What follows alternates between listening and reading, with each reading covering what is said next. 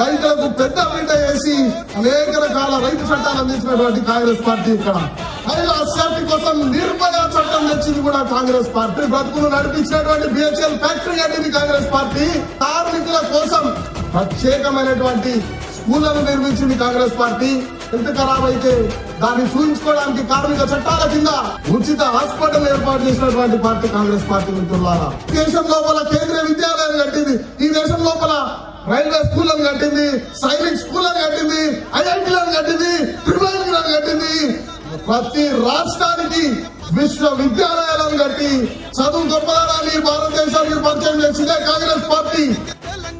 మన బరువును మన బాధ్యతను వాళ్ళు మోసుకుంటూ ముళ్ళ మీద నడుచుకుంటూ మనకు పూలబాటలు వేస్తున్నారు.